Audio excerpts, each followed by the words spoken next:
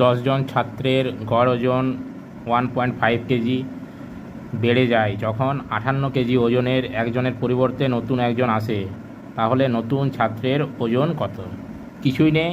58 KG, 10 জন যে ছাত্র তার মধ্যে 58 কেজি ওজনের যে ব্যক্তি সে চলে যাচ্ছে, তার পরিবর্তে নতুন একজন আসছে, তার ফলে প্রত্যেকের যে গড় 1.5 কেজি, 1.5 কেজি বেড়ে যাচ্ছে, গড় ওজন 1.5 কেজি বেড়ে যাচ্ছে, তাহলে নতুন ছাত্রের ওজন কত? খুব সহজ, খুব সহজ একটা শর্ট ট্রিক মেথড আছে। সেই নতুন ছাত্রের ওজন কি হবে? নতুন ছাত্রের ওজন কি হবে? যে ব্যক্তি চলে যাচ্ছে তার ওজন, যেহেতু নতুন ব্যক্তি আসার ফলে তাদের গড় ওজন বাড়ছে, তাহলে চলে যাওয়া ব্যক্তির ওজন প্লাস যতজন ছাত্র আছে সেটা, মানে 10 ইন্টু যত গড়ে যত করে বাড়ছে।